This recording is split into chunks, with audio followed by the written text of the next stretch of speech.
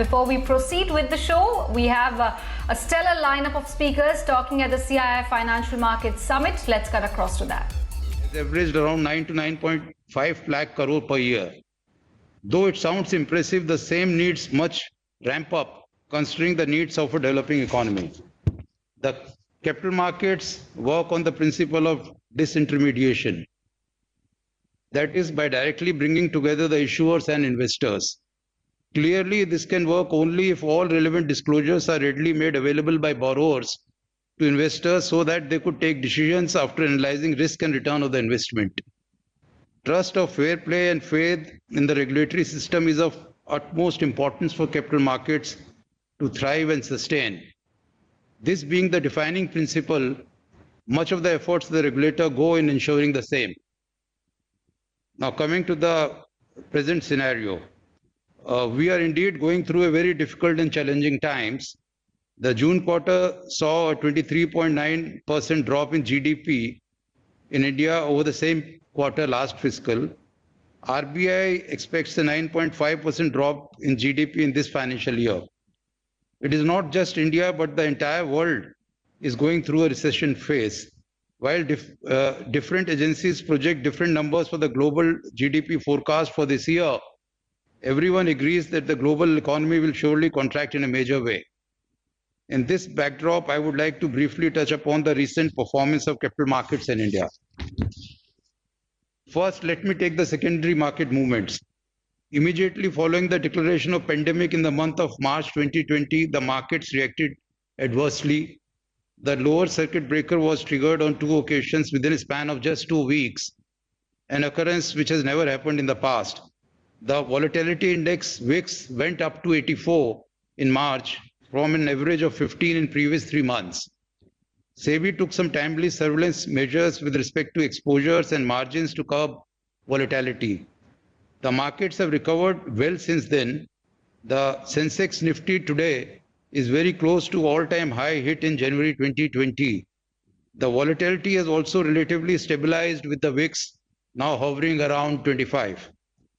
While one repeatedly hears the liquidity and low interest rates are the only prime factors driving the markets and that there is a disconnect between the market and the real economy, I would like to place before you certain positive aspects of the market recovery so far. We have observed that recovery in the market has been rather broad-based. Our analysis reflects this fact on 3 counts. Firstly, it is not just the large cap but also the mid and small cap indices which have recovered since the low hits in March 2020. While the large cap and mid cap indices increased by around 55%, the small cap index has increased by around 70%. Secondly, while statistically the indices could go up because of certain stocks which have relatively higher weights in a particular index, our analysis shows that the recovery is not only in the heavyweight stocks but is across the board in the index. Around 40 to 50% of the constituents of each index category, that is large, mid and small cap, outperformed the respective indices this financial year.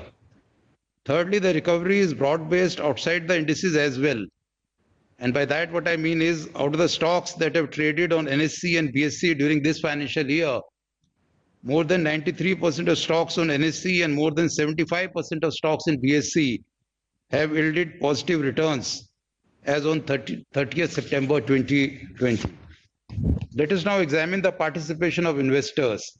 On a broader level, the participation in equity market is higher now than ever before.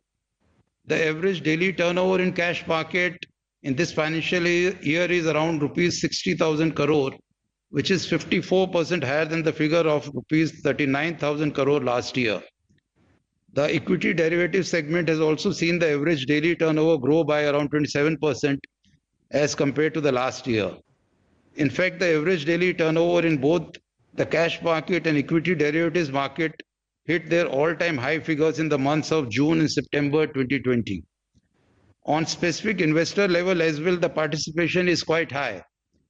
I have already commented on the trend of increasing retail participation in markets in my earlier public addresses. To update the position, during April-September 2020, 63 lakh new demat accounts were added as compared to 27.4 lakh accounts during the corresponding period last year. That is an increase by around 130%. On the FPI front, we have received around $11 billion of net FPI investments in equity markets in this financial year till date. Interestingly, while most of the emerging markets, including Brazil, Taiwan, South Korea, Thailand, South Africa, Malaysia, have witnessed FPI outflows in the calendar year 2020, so far India has witnessed net FPI inflows during the same period. On the mutual fund side, after initial outflows in March 2020, especially in the debt schemes, we have subsequently seen on an overall basis net inflows of around rupees 1.47 lakh crore in this financial year till September 2020. Let us now turn to primary markets.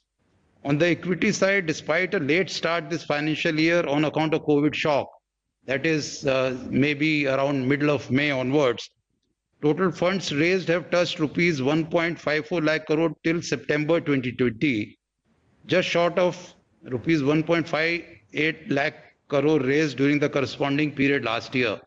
I am giving September 30, the end of September figures just to compare with the last year. So it's almost same as last year in equities. And almost all the IPOs, rights issues in this year have been oversubscribed several times. Further, more than 22,000 crore equity issuances are in the pipeline. On the debt side, the funds raised through corporate bonds this financial year till September 2020 are around rupees 3.8 lakh crore, which is in fact 25% higher than the funds raised in the corresponding period last year. Now coming to the reforms undertaken by SEBI. Self-praise is no recommendation, goes the saying.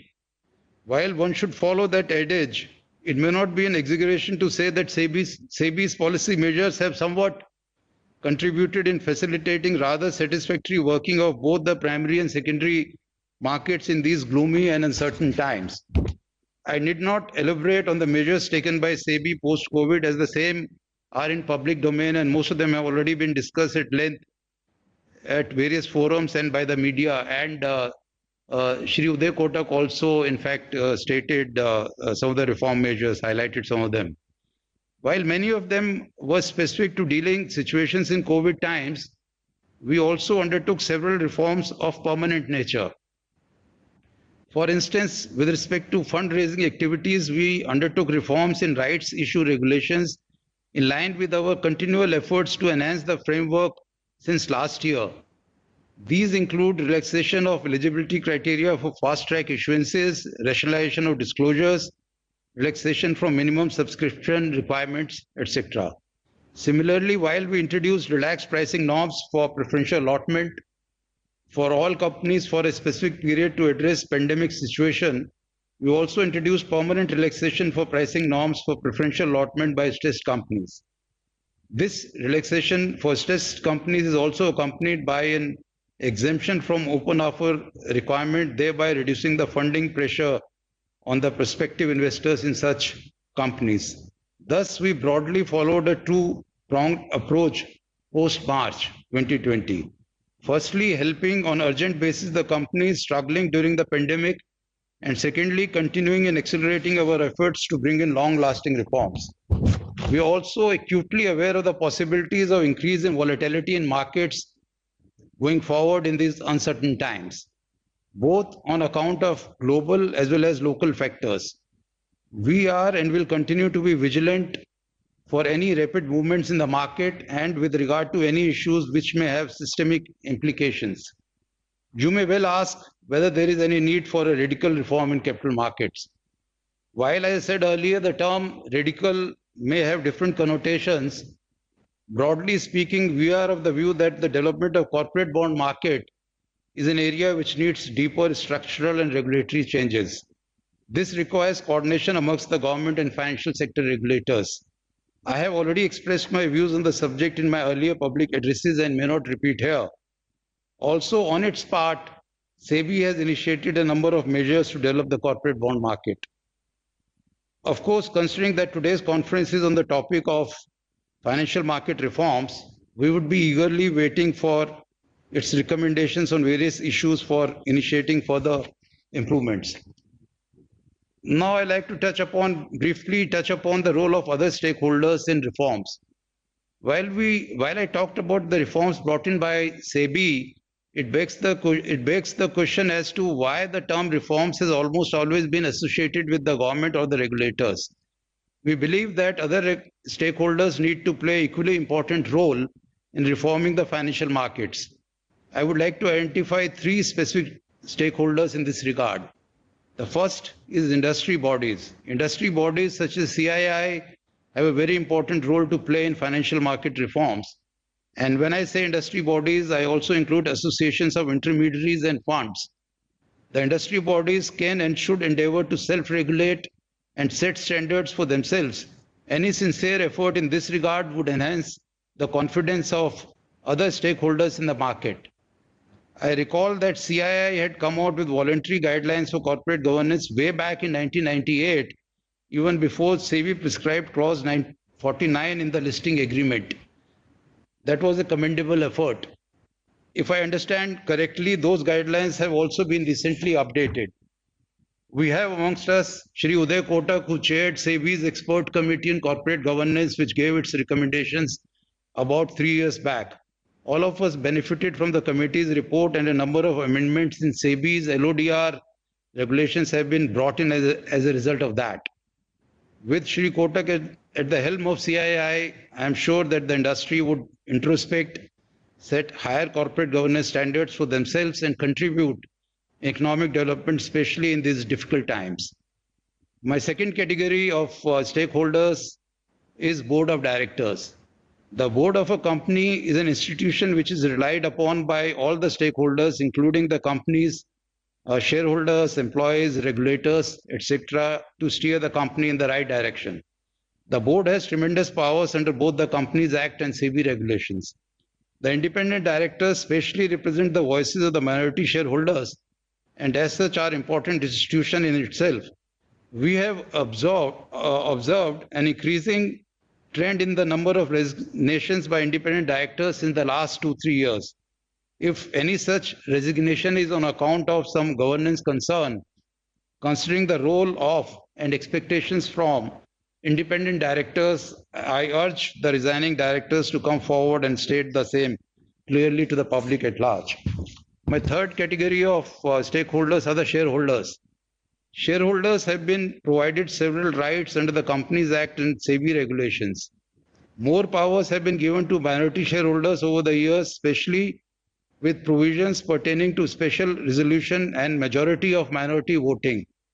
This is even more relevant in the Indian context, with corporates having concentrated holding structures. Institutional investors have emerged as the significant shareholders in the corporates.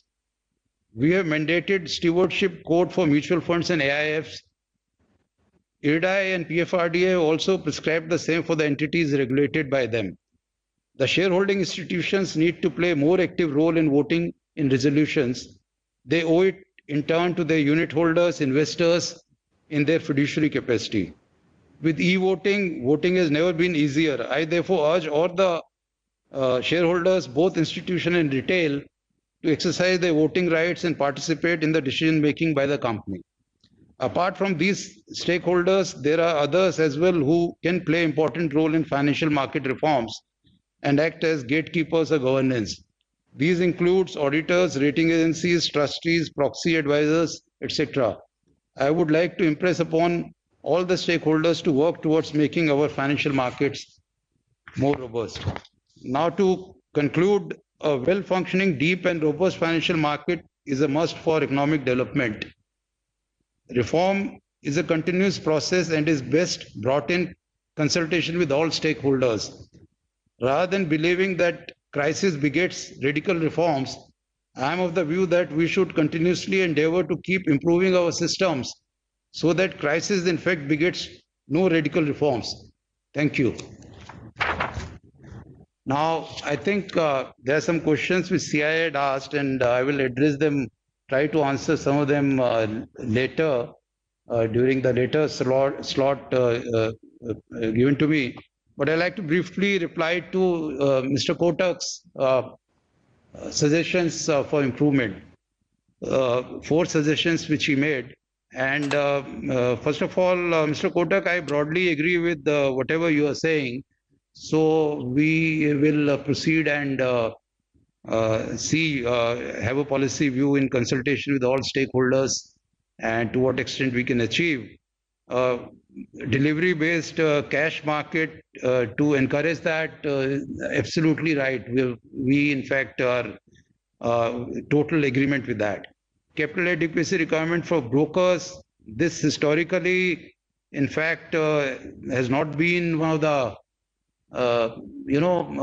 criteria, and there are institutions, the different type, all type of brokers which are there in the system, and the capital requirements were seen, if I'm right, more than a decade back. In fact, even if not more than that. So it's a reform which also needs to be done. You are right. Instead of taking actions or drastic actions, that capital adequacy itself should be the first level of consideration. So we will examine this. This promoter reclassification LODR, we have been under discussion in PMAC for a very long time, but this is quite a contentious issue, and I will request industry to also support in this. Some way has to be found on this, but please support on this, because it was given to a subcommittee, and then I don't know whether they gave report to the main PMAC, but it is still stuck there. This open interest limit under the surveillance measures announced in March, that also we should be reviewing, but we are a bit cautious. I said that now volatility VIX has come to around 25, which was say around 14, 15 in December 29 and January 2020. And there is still a lot of uncertainties going forward. You would understand better than me. So we are aware of that, and we'll review it. But to be on the cautionary side, in fact, yesterday only we extended it for 1 month till 26 November for the time being, and we'll see how to proceed with that. So that's all I had to say. Thank you. Thank you, sir. And thank you for a spontaneous response, and really appreciate your being completely on top of what's happening in the markets. With that, I will now request Chandrajit to take it back in terms of the next steps, including Vishal's vote of thanks. Chandrajit, back to you. Thanks, Uday. Thanks, and thanks, Chairman, for that very wide-ranging topics that you addressed during your speech. So thank you once again, Vishal. Would you like to give a conclusion? Yes, thank you, CB. Shri Ajay Tyagi, Chairman SEBI, Uday Kotak, Chairman CII, Nilesh, my partner for financial markets, and Chandrajit. It is very heartening today to see so many delegates joining us over this virtual platform. Despite the situation all of us are going through, it's very, very encouraging. We have over 1,000 delegates today on this virtual platform. We've had a very interesting morning session, and we are very grateful to Chairman SEBI for taking out time from his busy schedule and taking us through his vision for the development of our financial markets. His specific comments on reform being a part of normal as well as challenging times is a very, very interesting thought. Okay. Well, those were some very interesting excerpts from the CII event, which is currently underway.